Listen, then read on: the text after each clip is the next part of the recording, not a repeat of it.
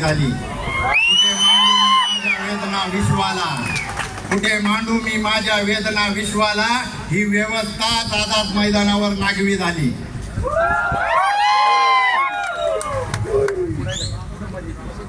मुंबईला जे काही झालं, मुंबईला काही हे ओबीसीचा हे आहे, मी थोडा वेळ घेईल कारण ओबीसीला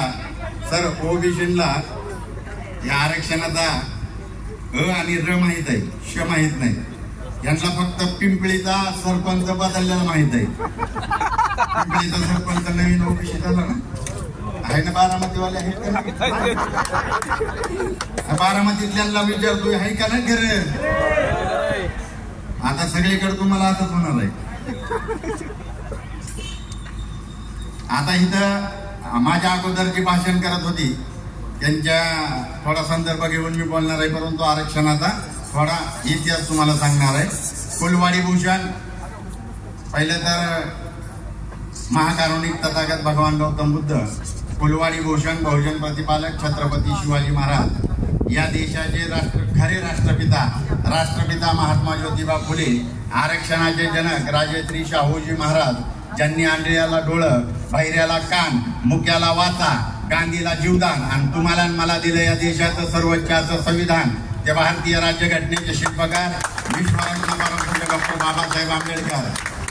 15 ऑगस्ट 1947ला देश स्वतंत्र झाल्यानंतर त्याच्या दुसऱ्या दिवशी शाहीर अहमद शेखला बरोबर घेऊन मुंबईमध्ये विराट मोर्चा काढणारे आणि त्या मोर्चात ही भीमगर्जना करणारे की ये आजादी झूठी है और देश की जनता भूकी है असं म्हणणारे स्वतंत्र भारतातील पहिले विद्रोही साहित्य रत्न अण्णाभाऊ साठे। जी जात जी जमात रेल्वे गाडीत बसली नव्हती त्या जातीला त्या जमातीला लाल दिव्याच्या गाडीत बसवणारे वर्तमान युगातील महापुरुष बहुजन नायक मान्यवर कांशीरामजी, माता जिजाऊ, माता रमाई, माता अहिल्यादेवी होळकर, माता सावित्रीमाई फुले या सर्व बहुजन संतांना महापुरुषांना प्रथमतः त्रिवार अभिवादन करतो। आणि बांधवांनो, ही जी लढाई आहे या आरक्षणाची लढाई सुरुवात केली ती या महात्मा ज्योतिबा फुलेंनी 1848ला हंटर आयोगासमोर फाटके कपडे घालून उभा राहिलं। फाटके कपडे घालून उभा राहून फाटफाट इंग्लिश बोलायला लागलं, फाटफाट। आणि इंग्रजांना कन्व्हिन्स केलं आणि इंग्रजांना काय मागितलं महात्मा फुलेंनी? तर प्रतिनिधित्व मागितलं। मग महात्मा फुलेंनी हे आंदोलन जे सुरू केलं, तुम्हाला सगळ्यांना माहित आहे, महात्मा फुले आपल्या ब्राह्मण मित्राच्या वरातीच्या लग्नात वरातीतून चालत होते। त्या वरातीत महात्मा फुले त्यावेळी जनता जे काय म्हणतात इन्कम टॅक्स 21,000 रुपये इन्कम टॅक्स भरणाऱ्या महात्मा फुलेंना आणि टाटा 20,000 रुपये भरायचा, त्याच्यापेक्षा जास्त 1,500 इन्कम टॅक्स भरणाऱ्या महात्मा फुलेंना परांजपेच्या वरातीतून बाजूला हकलण्यात आलं। आणि मग महात्मा फुले मुळाउंटा नदीच्या कडेला जाऊन डोळ्यातून पाणी येत होतं, रडत बसले। त्यांनी शेजारच्या मांगावड्याकडे बघितलं आणि त्या मांगावड्यातली अस्पृश्य बांधव दुपारच्या वेळेला गावात जायची तयारी करत होती। आणि तयारी काय करत होती? तो कमराला झाडू आणि गळ्यात मडकं बांधून ती गावात जायची तयारी करत होती। मग महात्मा फुलेंनी विचार केला, सांगितलं की यार मला माझा अपमान करतोय, पण ह्यांना तर ह्यांचा अपमान सुद्धा अभिमान वाटतोय, हे अभिमानाने चाललेत। आणि मग महात्मा ज्योतिबा फुलेंनी हे आंदोलन सुरू केलं आणि मरेपर्यंत महात्मा फुले सावित्रीमाई फुले यांनी ते आंदोलन चालवलं। आता वेळ नाही त्याच्यामुळे मी शॉर्टकट मध्ये सांगतोय। महात्मा फुलेंनंतर हे आंदोलन शाहू महाराजांनी चालवलं। शाहू महाराजांच्या वडिलांचं निधन झालं, तुम्हाला माहित आहे, वेदयुक्त प्रकरण घडलं। जी भटजी होता ती पूजा म्हणत होता, ती पूजा म्हणत असताना त्याच्या सगळ्या शिव्या देत होत्या, ती शाहू महाराजांना समजलं। शाहू महाराजांनी त्याला हटकलं तर तो म्हणला हीच म्हणणार का आम्हाला कुणाकडे? महाराजांकडे हीच म्हणणार। आणि मग महात्मा फुले राजश्री शाहू महाराजांनी आपल्या संस्थानातल्या 26 जुलै 1902ला 50% आरक्षण दिलं। तुम्ही आज बी जाऊन बघा, तिथं शाळा बोर्डिंग हे प्रत्येक जातीसाठी शाहू महाराजांनी उभा केलेले। आता ही शिक्षण आणि आरक्षण संविधानात कुणी आणलं? डॉक्टर बाबासाहेब आंबेडकरांनी आणलं। त्याच्या अगोदर बाबासाहेबांनी आपल्या देशात 1919ला फर्स्ट इंडिया ऍक्ट लागू झाला आणि फर्स्ट इंडिया ऍक्ट लागू झाल्यानंतर त्या फर्स्ट इंडिया ऍक्टच्या आधारे 1928ला लिथियम आयोग गठीत झाला. त्या लिथियम आयोगाचं एकूण 13 सदस्य होतं. त्या 13 सदस्यापैकी डॉक्टर बाबासाहेब आंबेडकर एक होतं. त्यावेळी काय गुगल मॅप नव्हता. त्यावेळी आपल्या देशात 1000 भाषा बोलल्या जायच्या. त्या 1000 भाषेतल्या 500 भाषा अशा होत्या त्या लिहिल्या आणि वाचल्या जायच्या, पण 500 भाषा अशा होत्या त्या फक्त बोलल्या जायच्या. भारतीयांची भाषा फक्त बोलली जाते. अशा कठीण परिस्थितीत बाबासाहेब उद्या जर लिथियम आयोग बारामतीत येणार असेल तर आदल्या रात्री बारामतीत यायचं आणि सगळ्यांना सांगायचं की उद्या लिथियम आयोग येणार आहे, तुम्ही आर्थिक सामाजिक आणि शैक्षणिक दृष्ट्या मागास आहे ही माहिती त्या आयोगाला द्या. ज्यांनी ऐकलं त्यांची सूची झाली. काय नंतर सूची झाली 1500 SC ची झाली, 1000 शेड्यूल ट्राईबची झाली. तुम्ही काय ऐकलं नाही. तुमच्या बापदाद्यांनी काय बाबासाहेबांचं ऐकलं नाही. तुमच्या बापदाद्यांनी बाबासाहेबांच्या घरावर मोर्चा काढला. ओबीसींनी विरोध केला बाबासाहेबांना. मग बाबासाहेबांनी राग धरला का? नाही. बाबासाहेबांनी मग 1930ला 27ला जे सायमन कमिशन झालं तो 1930ला सायमन आला. तुम्हाला मला शाळेत काय शिकवलं? Go back Simon. Go back सायमनच ना. सायमन काय माळेगाव कारखान्याचं तिकीट मागायला येणार होता. सायमन येणार कशाला होता? सायमन आपल्या देशात तुम्हाला आणि मला आरक्षण देण्यासाठी आलता. परंतु आपल्याला काय सांगितलं? Go back. ह्या देशातल्या 2 ओबीसी आणि 1 अस्पृश्यांच्या म्हणजे दलितांच्या बाबासाहेब आंबेडकर 84 आणि अजून 1 ओबीसीच्या नेत्यांनी सायमनचं स्वागत केलं. बाकीच्या सगळ्या देशातल्या लोकांनी त्यांचा विरोध केला. आणि मग 1931ला पहिली राऊंड टेबल कॉन्फरन्स झाली. त्या राऊंड टेबल कॉन्फरन्स मध्ये बाबासाहेबांनी हक्क अधिकार तुम्हाला मला मिळवून आलं. जसं गांधी पहिल्या ह्याला गेलं नव्हतं. मोहनदास करमचंद गांधी पहिल्या राऊंड टेबलला नव्हतं. दुसरी राऊंड टेबल कॉन्फरन्सला गांधी गेलं. इकडं भगतसिंगला फाशीला जाऊ दिलं. पण तिकडं गेलं आणि तिकडं तुम्हाला मला मिळणारा जे हक्क अधिकार होतं त्याच्या विरोध करायसाठी गेलं आणि त्यांनी विरोध केला. परंतु बाबासाहेब प्रखंड पंडित होते. आता तुम्ही बघितले असेल काही ह्याच्यावर पोस्ट टाकते. आम्ही आरक्षण कशासाठी मागतोय? शिक्षणासाठी. नाही तर तुमच्या 7 पिढ्या आमची बरोबरी. बाबासाहेबांच्या एकट्याच्या डिग्र्या एवढ्या की तुमच्या 70 पिढ्या त्या वाचून तोंडाला फेती.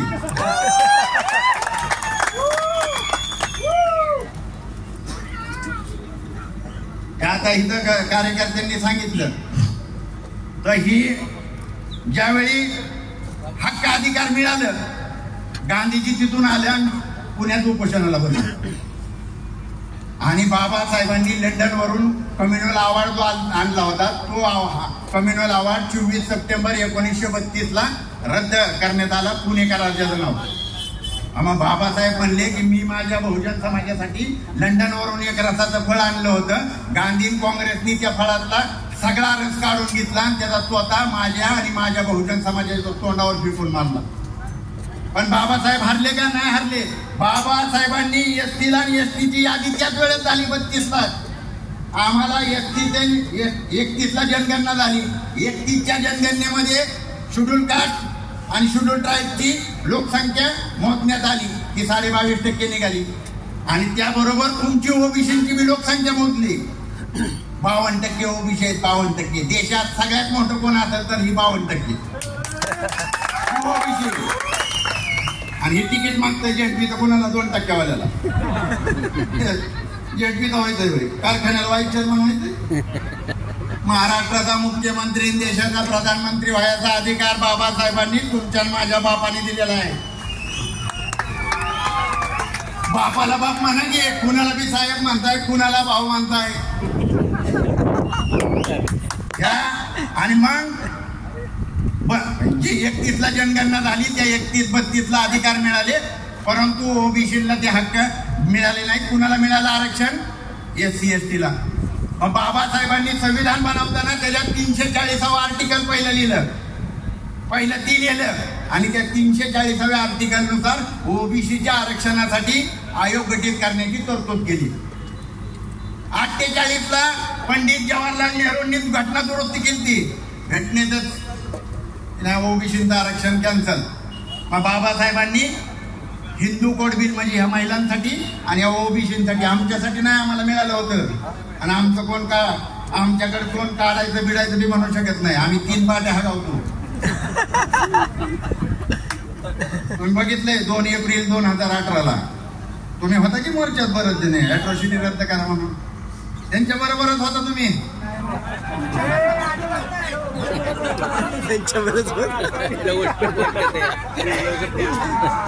आणि मग नाही मी मोर्चाचं सांगितलं आपलं, तसलं किती मोर्चा काढा आम्हाला काय फरक पडत. दिल्लीला जाऊन संसदेत जाऊ देऊ का?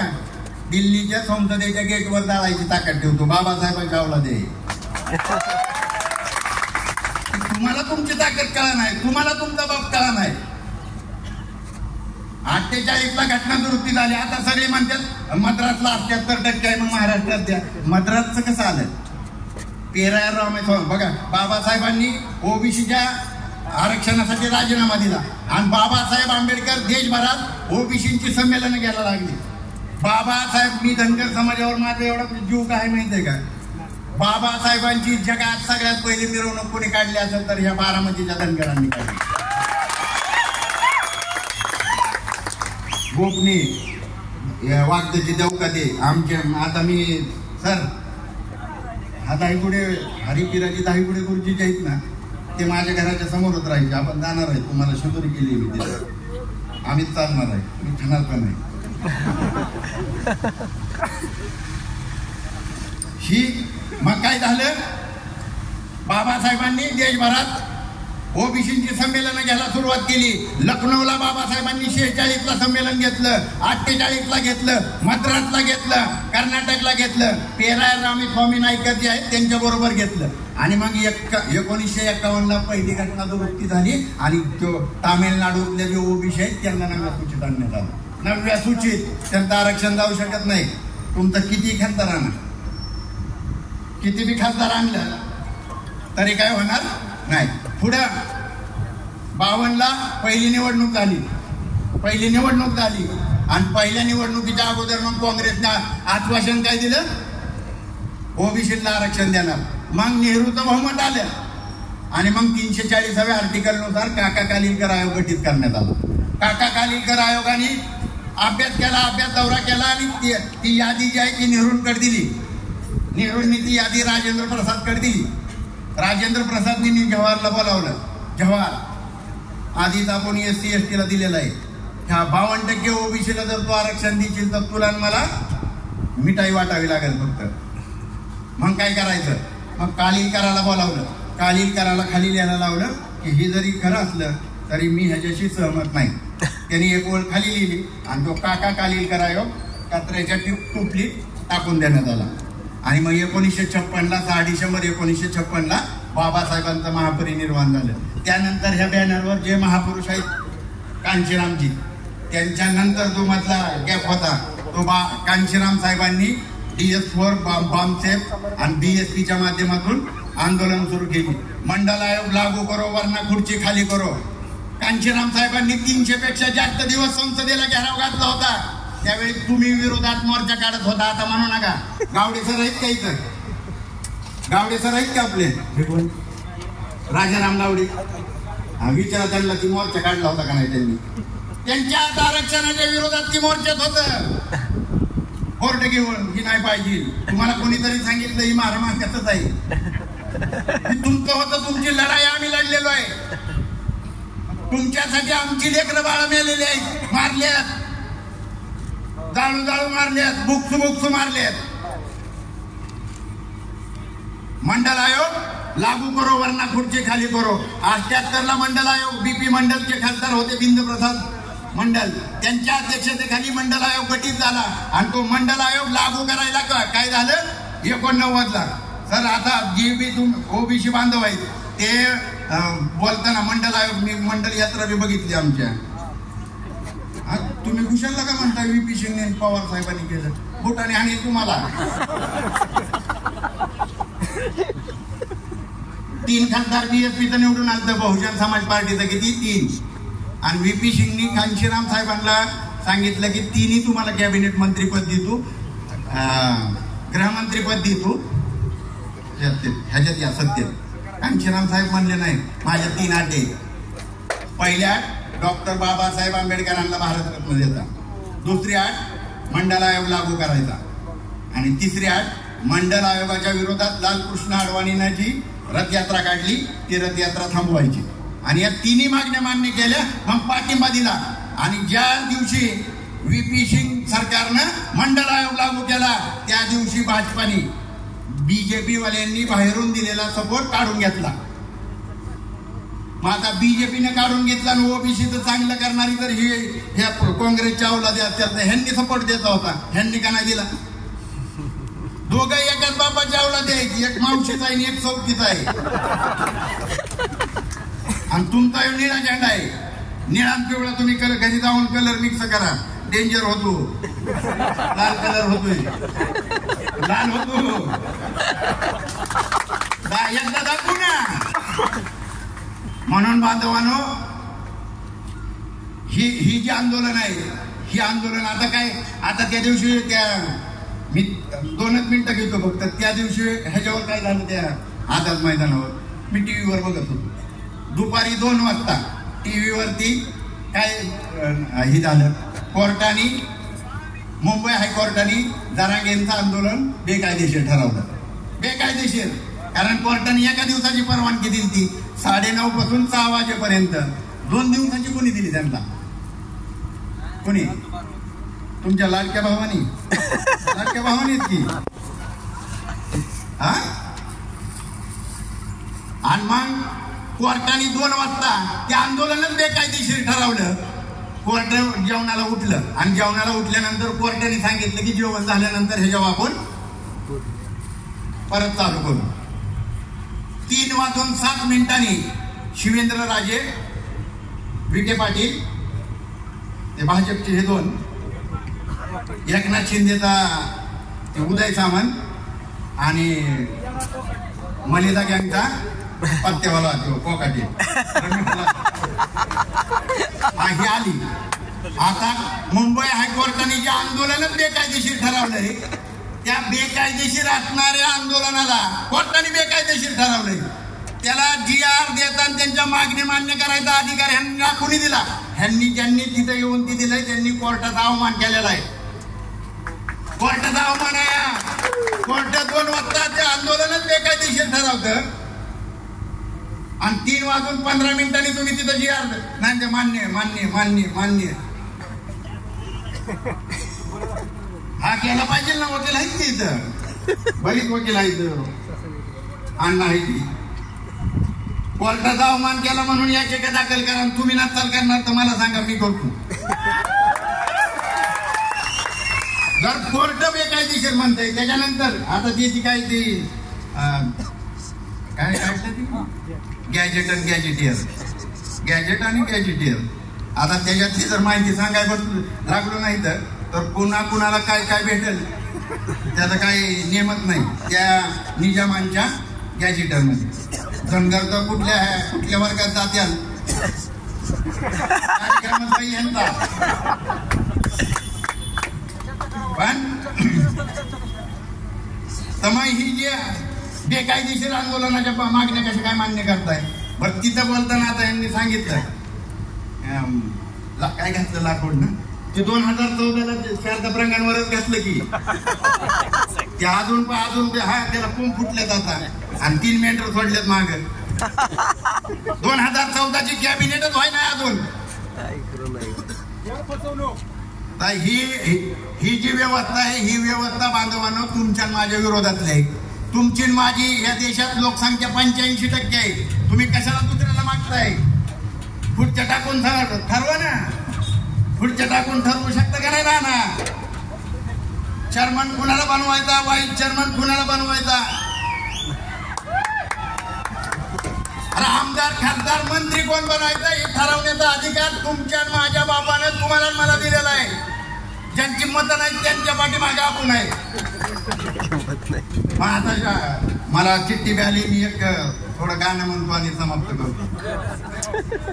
अरे इकडं तिकडं घुसू नका दुसऱ्याच्या घरात, शासन करती जमत बना यावरच्या छालात. चला दिल्लीला चला, चला दिल्लीला चला, चला दिल्लीला चला, चला दिल्लीला चला. आशा नाही दिशा नाही घालू नका रे गोंधळ, तुम्ही घालू नका रे गोंधळ. दिल्लीवरती बहुजनांचं जाऊ द्या रे वादळ, तुमचं जाऊ द्या रे वादळ. साळी माळी केलीचा बोळी ढोल सांभारा, गाडी आम्ही वंजारी महाराज मांगा. अरे लाल दिव्याची गाडी येऊन द्या यांच्या बिदारात. चला दिल्लीला चला, चला दिल्लीला चला. याला यांनी घात त्यांची थोडा तुम्ही साथ, चला थोडा तुम्ही साथ. घाला कमरेत नाथ साल्यांचे पाडा सारे जात आता सारे जात. समाजाचे वाटे केले चोरांनी चोरात आणि गदाड्यावर बसून यांची काळा रे वरात. चला दिल्लीला चला, चला दिल्लीला चला, चला दिल्लीला चला, चला दिल्लीला चला. SC ST आणि OBC आणि मायनॉरिटी ह्यांचा जी बाबासाहेबांना आता हार घातला ना आपण, तर जी बाबासाहेबांनी वोट केलेलं आहे ते संसदेकडे वोट केलेलं आहे capture the temple of power. आणि तिथं सगळ्या चाव्या आहेत दिल्लीला. आणि त्या दिल्लीला तुम्हाला आणि मला मिळून जर आपण गेलो तर ती दिल्ली काय आपल्यापासून लांब नाही. मग कुणाला द्यायचं? कारण कांशीराम साहेब काय म्हणतात, साहेबांनी सांगितलंय एका ह्याच्यात मी ऐकलंय की देने वाले समाज में लाल पैदा होता है और मांगने वाले समाज में दलाल. म्हणून आपल्याला देणंवालं बनायचंय. आपण ह्या देशात 100पैकी 85% आहे. म्हणून येणाऱ्या काळात आपण देणारं झालं पाहिजे आणि देणारा होताल. आम्ही सगळे आंबेडकरी समाज तुमच्या बरोबर आहे, तुमच्या बरोबर असणार आहे. आणि त्यांनी सांगितलं गोविंद देवकर त्यांनी फोटो लावला नाही, शाहू महाराजांचा लावला नाही. शाहू महाराजांचाच नव्हता तिथं. आणि अजून काही दिवसांनी शिवाजी महाराजांचा बी फोटो लावणार नाही, ती जरांग्याचाच फोटो लावून फिरते. आणि बाबासाहेबांचा फोटो काही गरज नाही. तुमच्या आता तुमच्याकडे आहेत ना, तुम्ही घ्या तुमच्याकडला बाबासाहेब दाखवा. आता इथं मी अण्णा आहेत, निळ घालून बसलेत नाही देवका त्यांनी बसलेत ना. त्याच्यामुळं ह्या बाकीच्या त्यांनी फोटो लावला काय लावलं काय. आमची 2-4 जण गेली तिकडं ती पाकिटवाली. आता मी त्यांची पाकिटवाली आहे ती. आणि आमच्या अख्ख्या समाजाने त्यांना टाकून दिलेलं आहे. ती कोणाच्या अवलाद आहे ती माहिती. सुपाऱ्या घेऊन तर भुजबळ साहेब आणि हक्के सरांवर बोलतात. काळूराम चौधरी तुमच्या आईचा नवरा कोण माहिती सांगा. मी काही भुजबळ साहेबांच्या पक्षाचा नाही. मी हाके सरांच्या माझं मी त्यांना ते निरेप अडवलं आणि त्यांच्याबद्दल जो प्रकार झाला मी तेव्हा बघितला. माझी बी आणि मग मी निर्याला गेलो. आता त्या व्हिडिओ बघितला मी. त्या व्हिडिओ मध्ये जे तुम्हाला म्हणतोय ना माझ्या बापाचा 7-12 आहे, माझ्या बापाचा ती जमीन महरवत नाही जाईल सोनवणीची आहे. राजा भाऊ बरोबर आहे ना, आमच्या जमिनी आहे ती.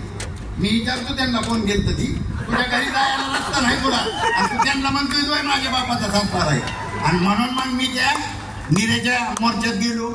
मला काही कोणी बोलावलं नव्हतं, मला नाही बोलावलं तरी काही.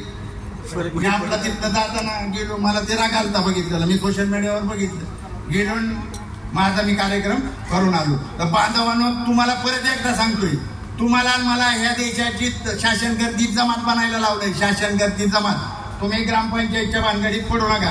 इथं ते 12 अर्बनचं सांगितलं. अण्णासाहेब महामंडळाला किती पैसे दिले, मग देवका त्यांना किती दिलं ते त्यांना इचरा. पोखऱ्यांना किती दिलं ते सांगते. आम्हाला काय करायचंय, आमचं तर तपासत नाही. अरे आम्हाला तिथं खाता उघडू देत नाही, खाता उघडू देत नाही तर कुठलं करता येणार आहे. बिनव्याजी देणार त्यांची पाहुणे रावळी सोयरी जायला. आणि आता त्याच्यावर एकच मुद्दा घेतो बघा. आज महाज्योती, भारती, आरटी आणि सारथी ह्या सगळ्यात जास्त निधी कुणाला दिलाय? सारथीला. आता नवीन एक काढा सुरटी. आणि आमच्या सगळ्यांचं घ्या त्याच्यात टाका आणि त्याला अध्यक्ष फडणवीस तू बन, नाही तर दादाला बनव, नाही तर त्या एकनाथ शिंदेला बनव, घ्या तुमचं तुम्हीच वाटून, पण त्याचं नाव चुरटीच ठेवा. एवढंच या ठिकाणी बोलतो आणि थांबतो. जय भीम, जय भारत. धन्यवाद दादा. यानंतर हरिदास दळवी यांचं शंकनाथ.